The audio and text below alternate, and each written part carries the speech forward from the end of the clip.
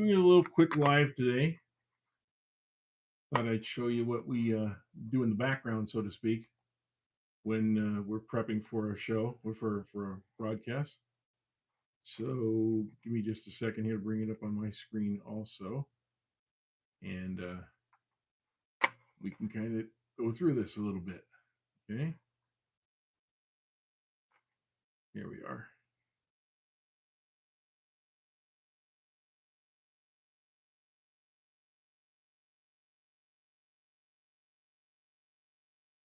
Right now there's just me in here, but we'll see if anybody else shows up. I know it's not an announced live or anything like that. I just figured since I was preparing here, I was doing a little thing for the members, but my members are kind of out right now, so they saw how I built this uh, block here for the glue up. But I'll wait until the others get in there. I gotta get my stuff ready to go here anyway. So just give me a minute on that. I'm gonna do a little experiment while this glue is warming up. I'm gonna do a little experiment. So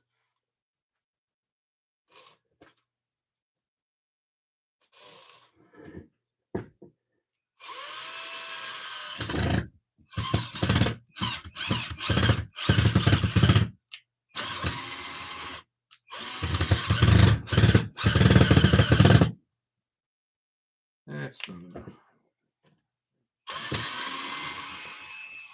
So while you guys are in here, I'm gonna pull out my screws, make sure I've got the right size here for what I need.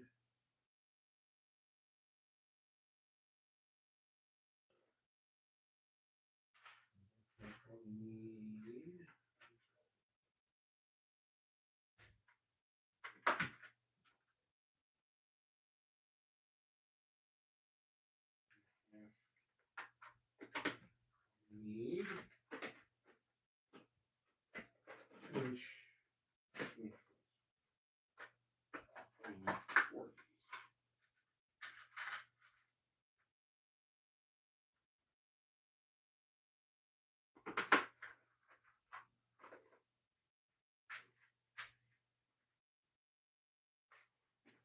Okay. So welcome, guys that are in here. Please say hi. Introduce yourselves if you would. That would be really nice. I'd like to know who we're talking to. And then I'll kind of explain what's going on here, okay? So if you want to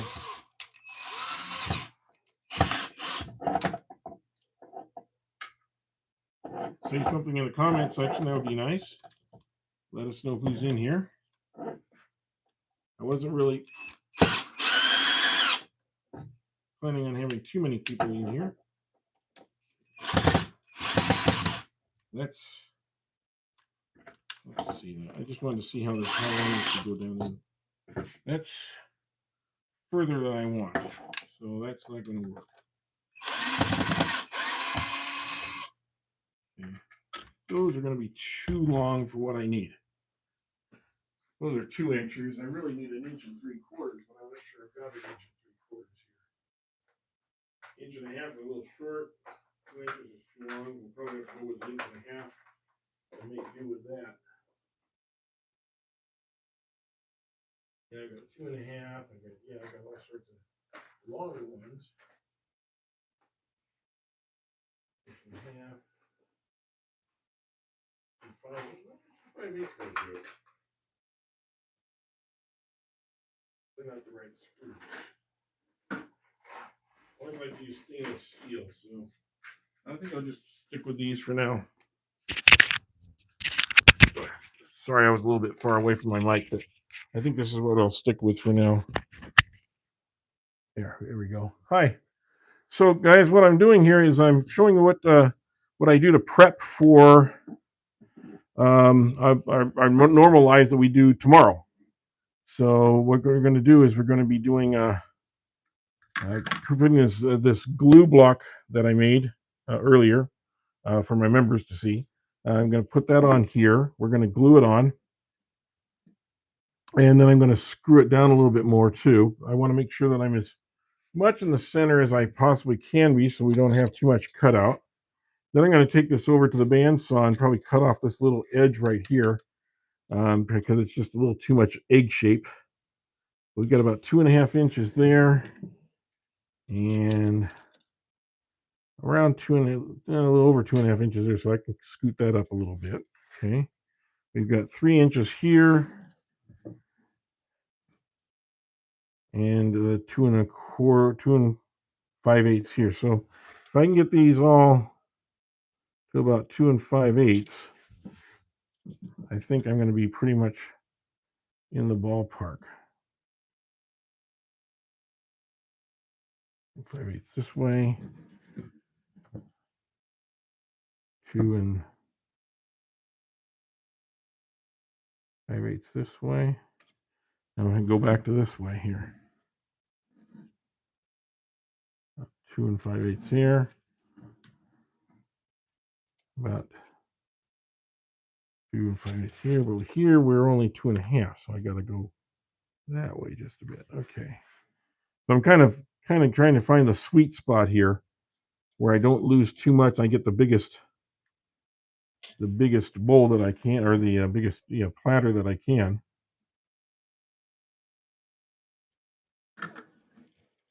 And I can kind of draw a circle around it from there.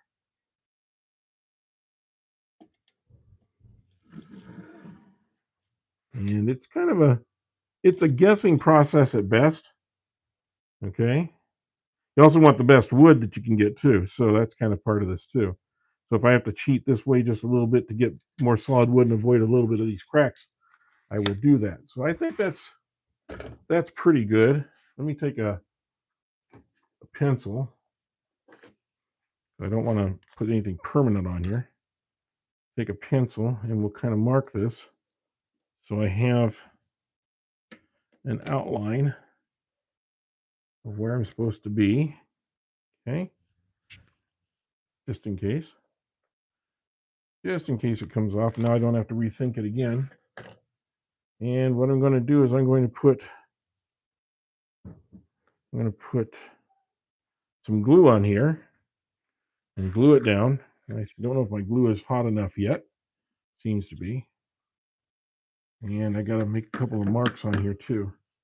I always like to scratch up the surface just a little bit. That gives the glue a little extra hold on here. Doesn't have to be deep. It just has to be some little marks. Okay. And we're going to squirt this glue all over this part of it, this part of the surface. And we will get that hot glue. This is hot glue, and it's made for woodworking. It's a good quality product. It's not, you don't want to get the cheap stuff. That's for darn sure. Now I see my circle all the way around that I put earlier, and I can put that on there, and I can let that set for just a minute. And it's already starting to hold. Okay. And then we will put some of these larger screws in that I hope to go straight down in. And that will also hold it because it's going to go in just a little bit into the wood and hold it. Now, in this particular case, it's not going to be a problem because there's a lot of holes in this wood anyway, and they will just kind of blend in. And I'll be able to do some of that blending when I finish this bowl. So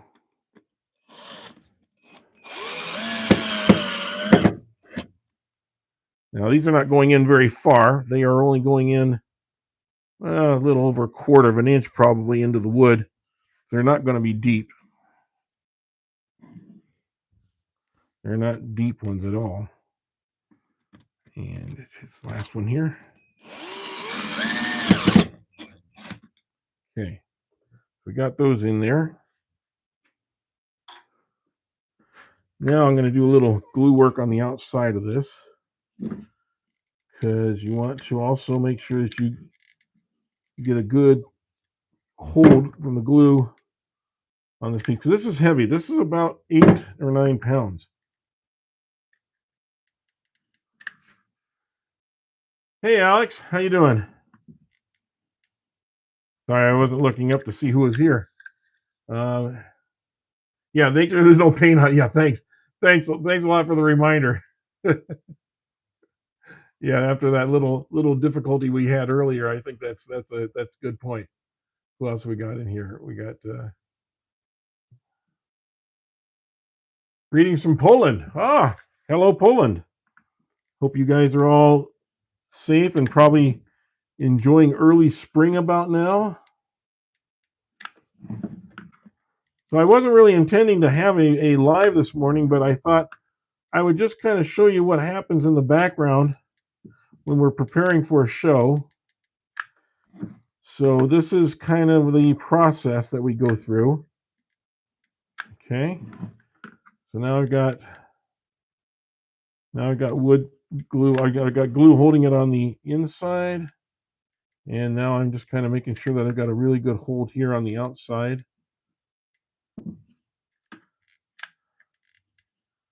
No gaps. You don't want any gaps because that will be your weak spot. And generally these hold really well. But I'm just being a little bit extra cautious because I'm not going to do a tenon on this one. This is my tenon in a sense. So, and it's kind of it's a heavy piece. It's large and it's heavy, even though it has all these holes in it because it is a burl. And this was a massive burl. I bought 4 pieces out of this. I got the 4 pieces of burl plus 5 or 6 other pieces for $25, which was a real steal, quite honestly. And by the way, if you guys get a chance, please hit the like button. You know, since we are live here, I'd appreciate you hitting the like button. You know, and kind of supporting the channel a little bit. Now that I've got this permanently on here, I want to just see where I need to trim a little bit so I don't have a big. Right here, it's almost 3 inches, and on this side it is 2.5, and on this side it is 2.5, and here it is 2.5. So I can take from this 3-inch side a little bit. I think I can take a little bit of this out. So I'm going to kind of do a pencil mark here. Kind of go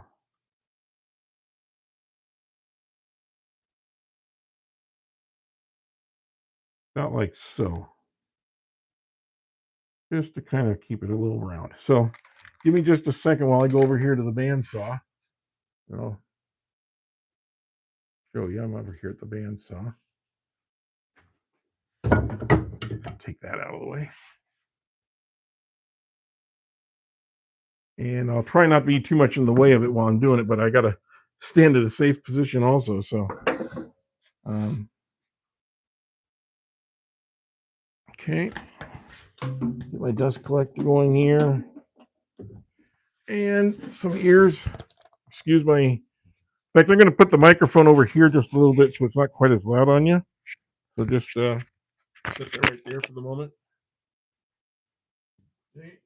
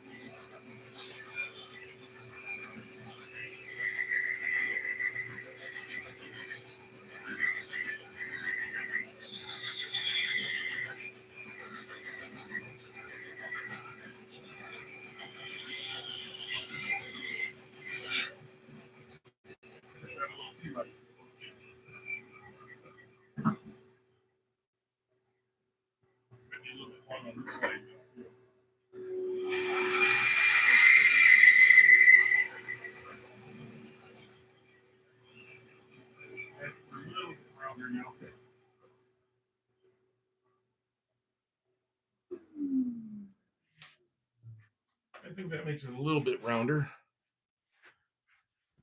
Put this mic back on. And let's see what we got here now. Let's see. I put this on here. Just a test run, so to speak. Let's see just how out of round am I.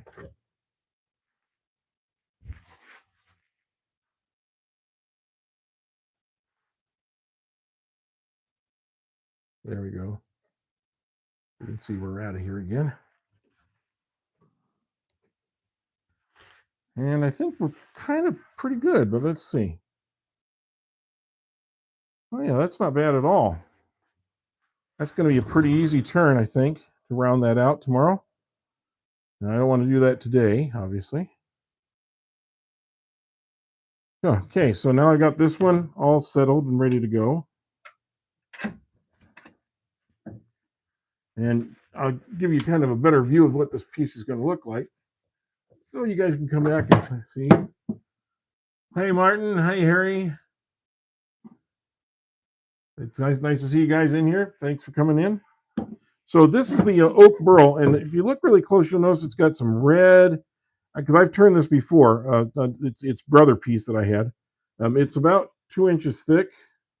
It's got a crack that runs all through here and all the way into the other side, and that's my big concern, because as beautiful as this wood is, okay, it has a lot of problems that could really pop up while we're turning this. So as I'm turning this, and that's why I wanted to have only one connector on here, and I didn't want to have to make a miter tenon or something, because first of all, I don't have the room in here to lose much wood. It's only 2 inches.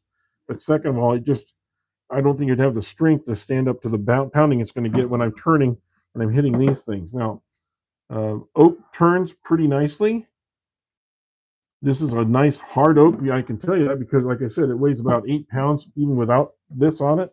So it's going to be putting a pretty good strain on the piece here, but it's going to still be about a 10-inch or so piece. I think it's going to be around 10 inches. Let's see. Yeah, right at 10 inches. Yeah.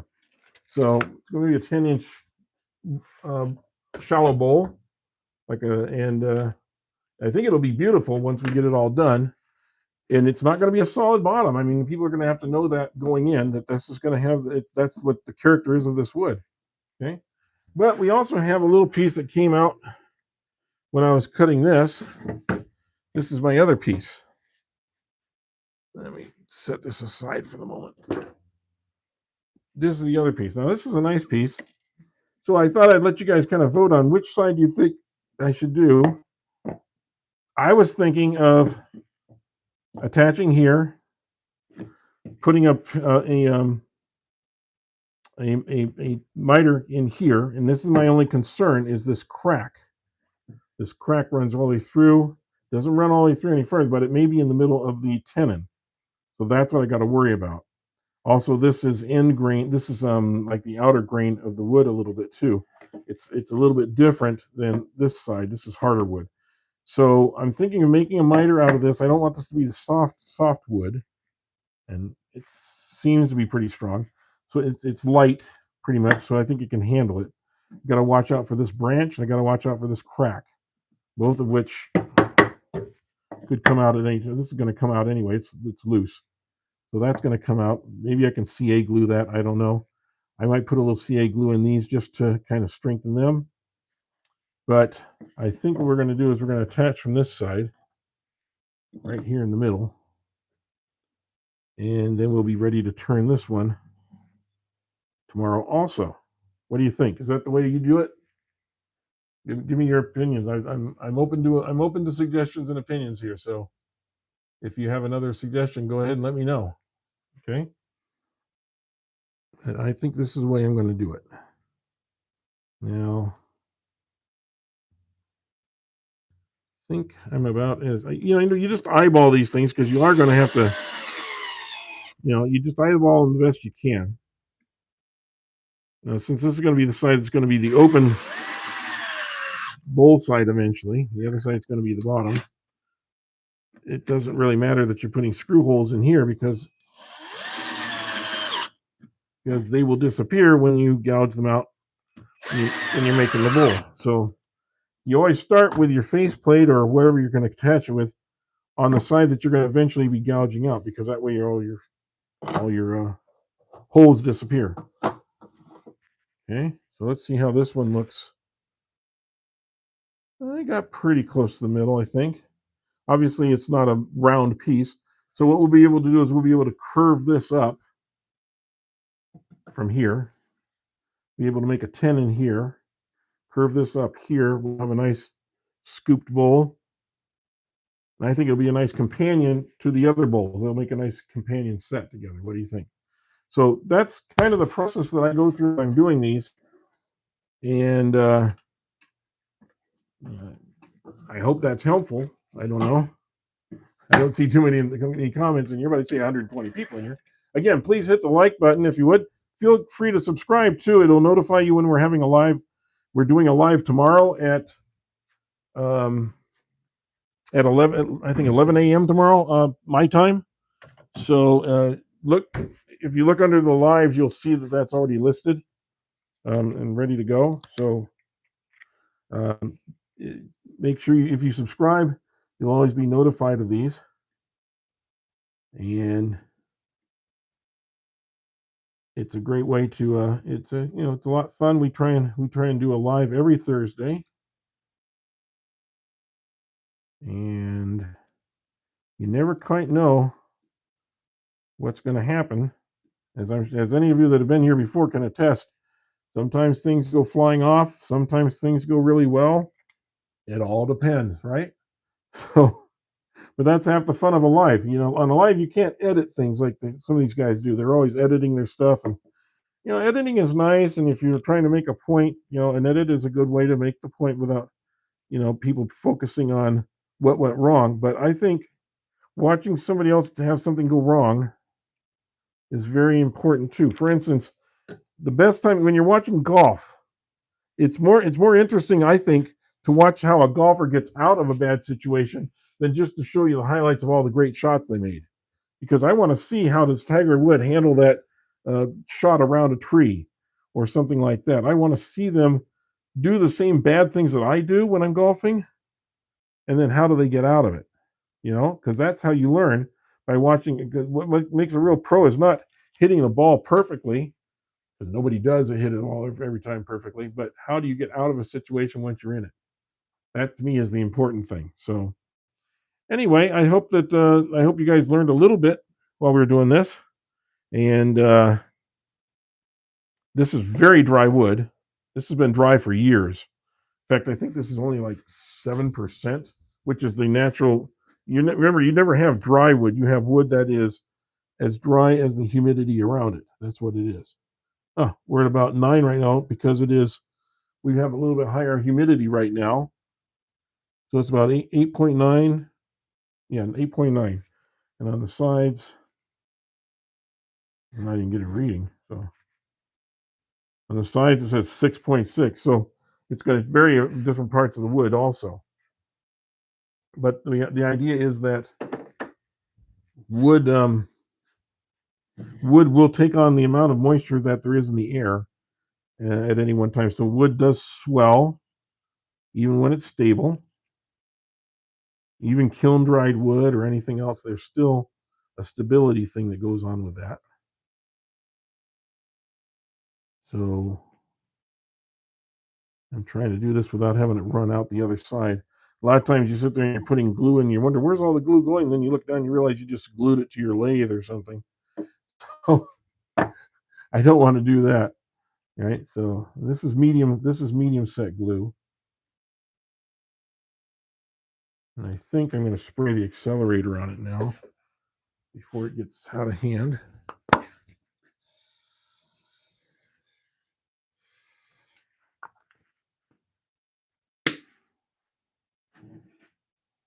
Because it was running down right here.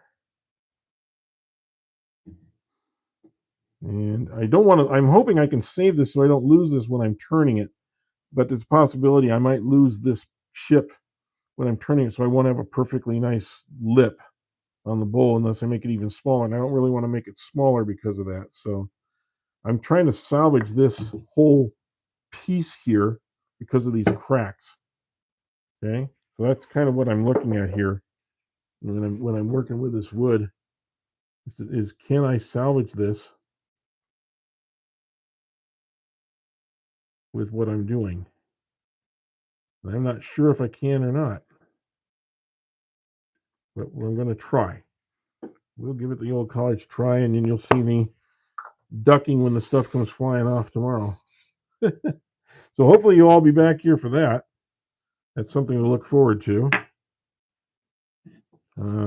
I don't think because CA glue is cheating necessarily. I think it is enhancing what I'm trying to do here. That's the way I look at it. And trying to preserve a little bit of what we have. So I don't see that as a bad thing. Boy, that is really a deep crack in there because I keep putting glue in there and it keeps disappearing.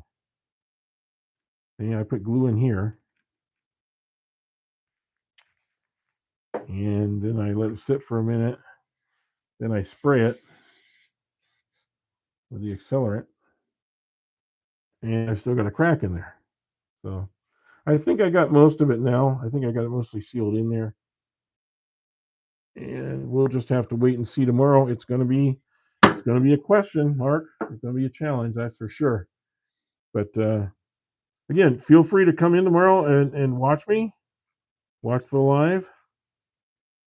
I anticipate we'll be going live at 11 o'clock Pacific time in California, whatever that time is in your part of the world. Poland, I would guess that Poland is probably about 8 or 9 hours difference than us because England is 8 hours difference than us. So I'm not sure where you are in relation to that, but I would say probably 9, maybe 10 hours. I don't know because Germany is 10, I think. So yeah, you might be 10 hours off from my time. So if I'm doing it at 11 in the morning, you're doing about probably 9 o'clock at night, your time, which is great. Something to watch before going to bed. I'll put you to sleep, I promise. So I'll make it my goal to put all of you to sleep that are on the in the eastern part of Europe or the middle or eastern part of Europe tomorrow. It's really weird when you set up times because you're thinking about, okay, what time is it in like Australia? Well, it's 18 hours difference. So if it's 11 in the morning, it's like middle of the night there. They're getting ready to get up. You know, it's tomorrow. It's 11 o'clock in the morning here, and it's tomorrow in New Zealand and Australia and places like that. It's early in the morning in Hawaii. You know, so they're just getting up in Hawaii.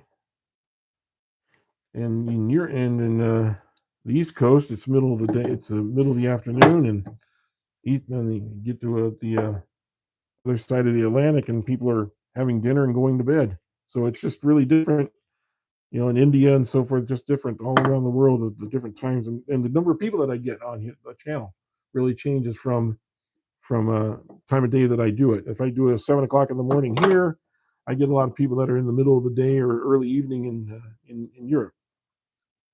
And I get people that are going to bed in Australia.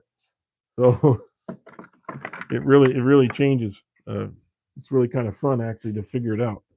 Okay, I think that is enough for now as far as what we have on here. And hi, Martin and Zoltan. Hello. Harry White. Hello.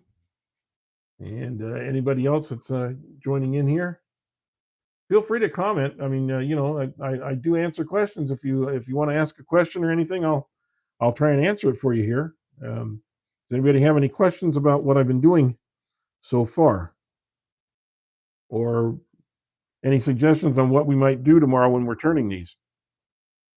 Is there any technique that you'd like to see? I'm going to probably be using my trusty gouges. This one's starting to get short. I was hoping to make it last until my birthday, but I don't know if I might have to buy myself a birthday present to instead of my wife at this point, because this may end up getting a little too short by then. I've done probably anywhere between 150, maybe around 150 bowls with this gouge. And it's, you sharpen it every time, even though you're just doing a touch up sharpening, you're not changing the angles or anything. They tend to get shorter over time, and well, you can see this one came out at the same time. You can see how much it's lost. So it's lost about a good inch, and maybe an inch or more, and it's starting to get down there a little bit. So it's not totally gone yet. I hardly ever use that one, so that's not a big issue. And I do have some others of the same size as this one. I have my here we go. Where'd it go? My Woodworks. I have this one and I have this one. These have different angles on them. This one's a really nice one. It's from BM Woodturning. They sent this to me a while back to try it out, and I've got a little bit different grind on this one, and it seems to be pretty good. So it's a cryo. It's an M2 cryo, which is what you want with a gouge. You want to get M2 cryo if you can.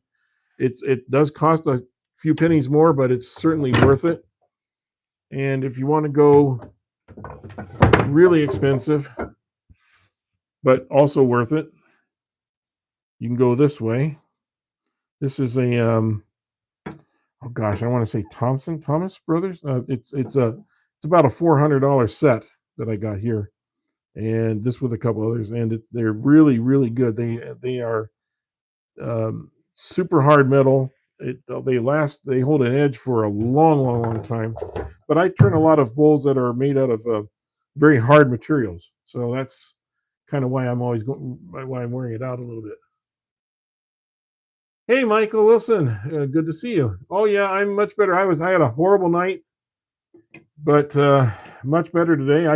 Last night I was to the point where I could hardly breathe, but much better today. Thank you. It's just the aftermath of the procedure I went through, so it's fine. I'm not really turning anything, Wayne, today. I was just kind of showing what I'm going to be turning tomorrow, and I was showing how the process of how I was going through this, how I wanted to mount them, and my thought process. This is one of the two pieces I'm going to be turning tomorrow, just so you can see. I've got this big 10-inch oak burl, and then its baby brother over here. So this is going to be a sort of a 2-inch deep platter, or maybe a shallow dish type bowl, and then this is going to be the accompanying bowl that goes with it. So they're going to be a matched set. So maybe you use one for nuts and one for chips or something like that. I don't know, or fruit. You have another company for me? Hey, if you do, Michael, let me know. I'm still waiting. My other ones are in the mail, so to speak, right now. I'm waiting for my shipment from Strong Ink, and they said they were going to set me up. And then they went on my channel and they made comments on some of my videos, which I thought was pretty nice of them too. Yeah, please smack the like button. I wasn't really planning to go live today. I just thought, well, what the heck? I might as well show you guys what I'm doing and how I go about the process. Now, this one had a lot of cracks in it, guys. So for those of you who are watching, I used some CA glue to fill in some of these cracks. Fortunately, the cracks are on this type of wood are always dark and black. I mean, you can see how dark these are, because this is very old wood. This was cut probably 20 years ago. So there's not going to be any movement in this wood or anything else. It's just going to be the nice colors. It's a nice burl. These were the leftover burl of the big batch that I bought up for $25 a few years ago. Can I do a quick skew sharpening? Well, depending on the skew you're using, for instance, I've got this arched skew right here. Okay. Now, this one is equal on both sides, almost like a negative rake scraper would be. It doesn't have it's even on both sides. I have not got this set up for sharpening right now, but You can use this method, although it's probably not the best. You can use this. This is mostly for gouges, okay? But you can use this, and you can use this for control. But I would just freehand it, okay? That'd be my first suggestion. And use your, see if I can bring this out over here for you guys to see.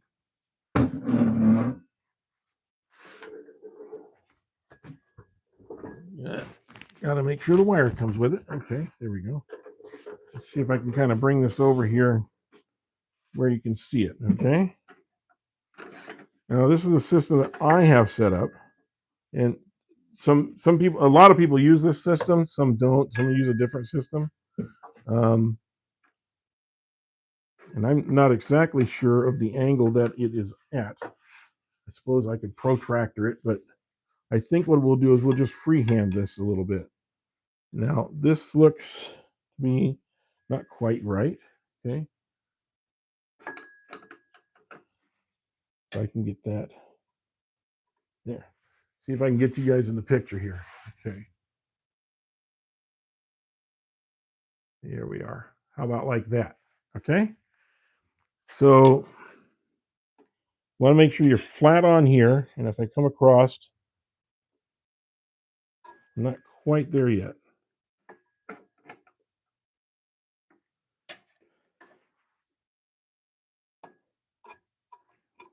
Now, the thing is, you don't want to get a hollow grind. So if I'm putting that on there,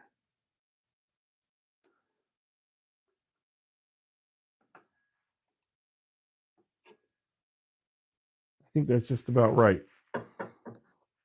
If you don't mind, I'm going to put my helmet on just because there's a lot of flying dust and stuff with this.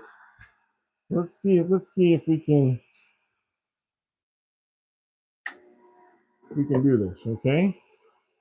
Now the real key here is to approach it up, and you want to kind of curve it out like that. Now let's see what that did. You can see that I'm pretty much on the right angle there.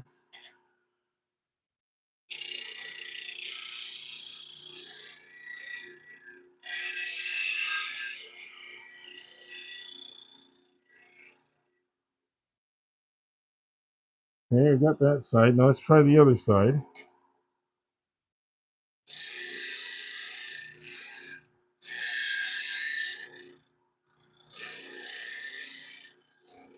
Just trying to control it.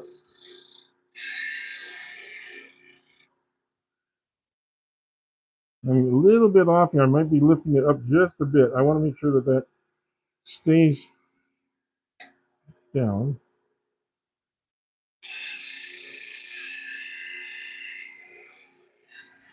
I want to maintain that arc.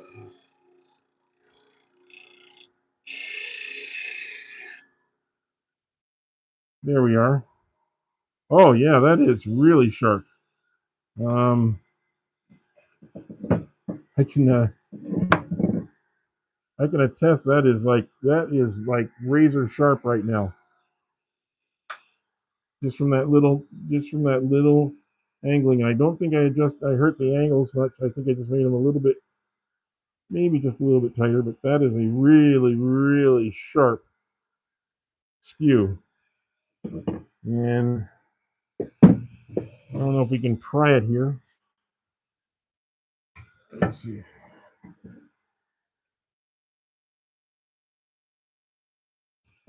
Yeah. I'm sure I'm not hitting anything.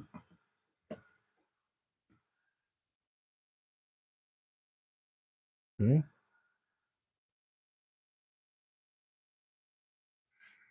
Let's see what this does. I don't know if this will get a good example or not.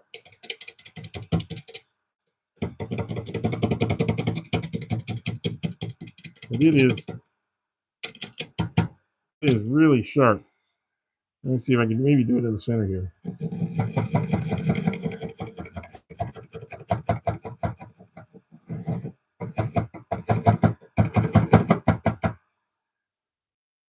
I mean, it is. Yeah, it is. Trust me, it is sharp. I don't know if that I don't have a really good piece on here to make an example of that, but that's the basics of it. You just want to approach it really slow. You want to come up at it, kind of heel down, and then to toe or heel to foot to top, so that you're in the right angle. Make sure you got it. Adjust. Now, there's a lot of other ways you can do this. I do have an electronic um, angle marker that will give me, really precise measurements. I can say if I want it 8 degrees or something like that, it will do that and set it up for me. But remember, there's a lot of things you got to adjust for when you're using one of those. This is what I'm talking about here. First of all, you need to make sure that what you're on is level, okay, or zero it out to that, because as you can see, this is this one here is 2.8 off of center, off of right. So you'd have to press the 0 button first to zero it out to the ground, basically, and then from there adjust your your angle that you want to have it at. So if you wanted to have it at, like, say, 80% or 88% or something like that, and you only have a 2%, you're taking off 2%, you got to get it adjusted to that. So make sure you always zero out first and then go from there, because that's how you use these. But at any rate, I hope that was helpful at all. You have the block grind jig, so I'm guessing it's simple with that. Yeah, it should be. Yes. Yeah, I know, camera. I was trying to get it all adjusted for you. Let me get it back out here. Trying to do things at once. Anyway, hope that answers your question a little bit. Yeah. But just be really light with it. Just really light turns. Do it a couple times. Make sure you anchor it down with your other hand. Move it back and forth a couple times. Take it off. Take a look at it. See where you're hitting with it. Or even better, mark it with a Sharpie.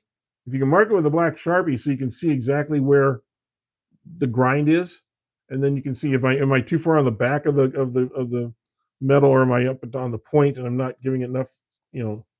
So that'll help you a lot also.